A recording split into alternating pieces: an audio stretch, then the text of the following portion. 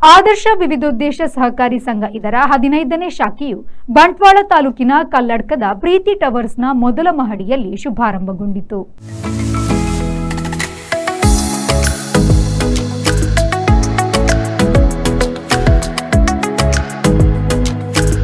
ನೂತನ ಶಾಖೆಯನ್ನು ದಕ್ಷಿಣ ಕನ್ನಡ ಸಂಸದ ಬ್ರಿಜೇಶ್ ಚೌಟ ಉದ್ಘಾಟಿಸಿದರು. ಪುತ್ತೂರು ವಿವೇಕಾನಂದ ವಿದ್ಯಾವರ್ಧಕ ಸಂಘದ ಅಧ್ಯಕ್ಷ ಡಾಕ್ಟರ್ ಪ್ರಭಾಕರ್ ಭಟ್ ಕಲ್ಲಡ್ಕ ಭದ್ರತಾ ಕೊಠಡಿ ಹಾಗೂ ಕಂಪ್ಯೂಟರ್ ಅನ್ನು ಉದ್ಘಾಟಿಸಿದರು. ಬಳಿಕ ನಡೆದ ಸಭಾ ಕಾರ್ಯಕ್ರಮದಲ್ಲಿ ಸಂಸದ ಬ್ರಿಜೇಶ್ ಚೌಟ ಮಾತನಾಡಿ, ಸಹಕಾರಿ ಕ್ಷೇತ್ರದಲ್ಲಿ ದಕ್ಷಿಣ ಕನ್ನಡ ಜಿಲ್ಲೆ ಮುಂದುವರಿದ ಜಿಲ್ಲೆಯಾಗಿದ್ದು, ಸಹಕಾರಿ ಗುಣ ಇಲ್ಲಿಯ ಜನರಲ್ಲಿ ಸಹಜವಾಗಿದೆಯಲ್ಲದೆ ಇಲ್ಲಿನ ಜನರ ಸಂಸ್ಕೃತಿಯೂ ಆಗಿದೆ. ಈ ಗುಣದ ಕಾರಣದಿಂದಾಗಿ ಜನರು ಉದ್ಯಮದಲ್ಲಿ ಯಶಸ್ವಿಯಾಗಲು ಸಾಧ್ಯವಾಗಿದೆ ಎಂದು ಹೇಳಿದರು. ಕೇವಲ ಲಾಭದ ದೃಷ್ಟಿಯಿಂದ ಮಾತ್ರವಲ್ಲದೆ ಜನರಿಗೆ ಸಹಕಾರವಾಗುವ ಉದ್ದೇಶದಿಂದಲೂ ಸಹಕಾರಿ ಸಂಘ ಕಾರ್ಯನಿರ್ವಹಿಸಬೇಕು. ಈ ಮೂಲ ಉದ್ದೇಶ ಮರೆತರೆ ಸಹಕಾರಿ ವ್ಯವಸ್ಥೆಗೆ ಲೋಪವಾದಂತೆ. ಜನರು ಕಷ್ಟಪಟ್ಟಂತಹ ಹಣವನ್ನು ದುರುಪಯೋಗಪಡಿಸಿಕೊಂಡು ಬಲಾಢ್ಯರಿಗೆ ಕೊಟ್ಟರೆ ಸಮಾಜದಲ್ಲಿ ಶೋಷಿತರು ಮುಂದೆ ಬರಲು ಸಾಧ್ಯವಿಲ್ಲ ಎಂದು ತಿಳಿಸಿದರು. ಒಳ್ಳೆಯ ರಿಸಲ್ಟ್ಗಳನ್ನು ಕೊಟ್ಟಂಥ ಜಿಲ್ಲೆ ಇದು. ಯಾಕಾಗಿ ಆಗಿದೆ ಅಂದರೆ ದಕ್ಷಿಣ ಕನ್ನಡ ಜಿಲ್ಲೆಯ ಜನರಲ್ಲಿ ಈ ಸಹಕಾರಿ ಗುಣ ಸಹಜವಾಗಿದೆ. ತುಂಬ ಸಂದರ್ಭದಲ್ಲಿ ನಾವು ಸಹಕಾರ ಕ್ಷೇತ್ರದ ಕಾರಣಕ್ಕೆ ಸಹಕಾರಿ ಸಂಘಗಳು ಯಶಸ್ವಿಯಾಗಿದೆ ಅನ್ನೋದನ್ನು ಹೇಳ್ತೇವೆ.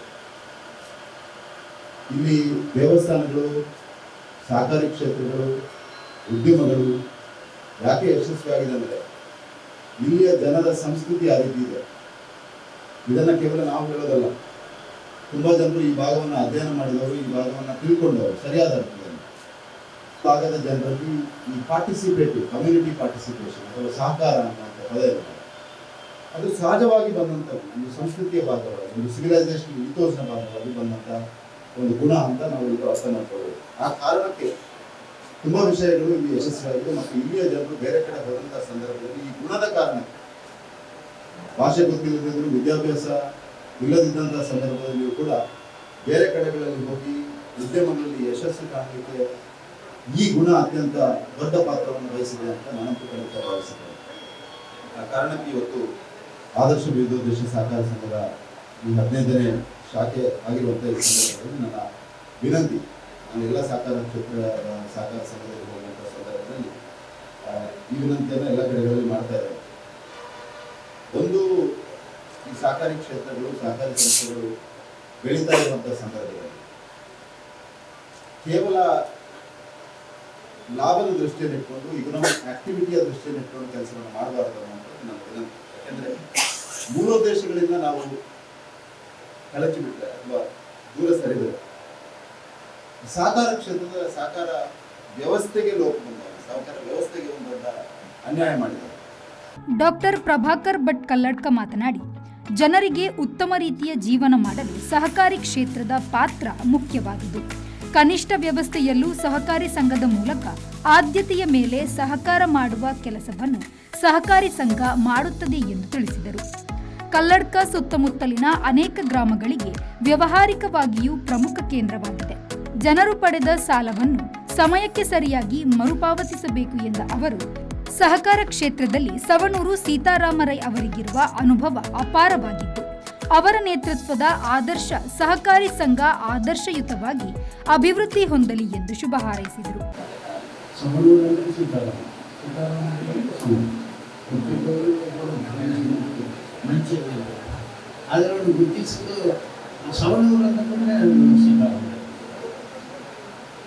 ಅವರು ಕಲ್ಲಡ್ಕದ ಆಸುಪಾಸಿನ ಜನಗಳಿಗೆ ಒಂದು ಆದರ್ಶದ ರೀತಿಯಲ್ಲಿ ಒಂದು ಸಹಕಾರ ಸಂಘವನ್ನು ನಡೆಸಬೇಕು ಅಂತ ಹೇಳುವುದರ ಹಿನ್ನೆಲೆಯಲ್ಲಿ ಇವತ್ತು ಆ ಸಂಸ್ಥೆಯನ್ನು ಪ್ರಾರಂಭ ಮಾಡಿದ್ದಾರೆ. ಇದಕ್ಕೆ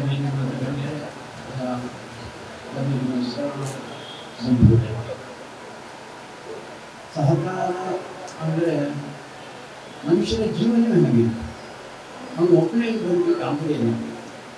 ಅವನಿಗೆ ಒಂದಷ್ಟು ಜನರ ಸ್ನೇಹ, ಪ್ರೀತಿ, ಆತ್ಮೀಯತೆ, ನಾವು ಅನೇಕ ಬಾರಿ ಹೇಳ್ತಾನೆ, ಇವರಿಗೆ ಇರುವುದೇ ಇಲ್ಲ. ಅವನಿಗೆ ಯಾರು ಬೈತಾನೆ ಅಂದರೆ ಒಟ್ಟಿಗೆ ಇದ್ದು ಬದುಕುವಂಥದ್ದು, ಅದು ಸಹಕಾರ.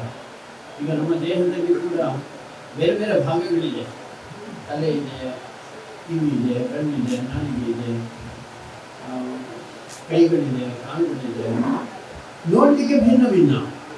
ಆದರೆ ಅದರ ಎಲ್ಲರ ಉದ್ದೇಶ ಈ ದೇಹವನ್ನು ಚೆನ್ನಾಗಿ ತಗೊಂಡು ಹೋಗುವುದು ಹಾಗೆ. ಅದಕ್ಕೋಸ್ಕರ ಇಲ್ಲಿದ್ದಂಥ ಬೇರೆ ಬೇರೆ ಜನರಿಗೆ ಒಳ್ಳೆ ರೀತಿಯಲ್ಲಿ ಅವನ ಜೀವನವನ್ನು ನಡೆಸಲಿಕ್ಕೆ ಏನು ಮಾಡಬಹುದು ಅಂತ ಹೇಳುವಂಥ ದೃಷ್ಟಿಯಲ್ಲಿ ಸಹಕಾರಿ ಸಂಘಗಳ ಪಾತ್ರ ಭಾರಿ ದೊಡ್ಡದು. ಬೀಡಿ ಉದ್ಯಮಿ ಹಾಜಿ ಎನ್ ಸುಲೈಮಾನ್ ಪ್ರಥಮ ಠೇವಣಿ ಪತ್ರವನ್ನು ಬಿಡುಗಡೆಗೊಳಿಸಿದರು. ಉದ್ಯಮಿ ಪ್ರಗತಿಪರ ಕೃಷಿಕ ಬಿ ಮಹಾಬಲ ರೈ ಬೋಳಂತೂರು ಅವರು ಅತಿಥಿಯಾಗಿ ಭಾಗವಹಿಸಿದ್ದರು. ಮಾಜಿ ಸಚಿವ ಬಿ ರಮಾನಾಥ ರೈ ಅವರು ಭೇಟಿ ನೀಡಿ ಶುಭ ಹಾರೈಸಿದರು.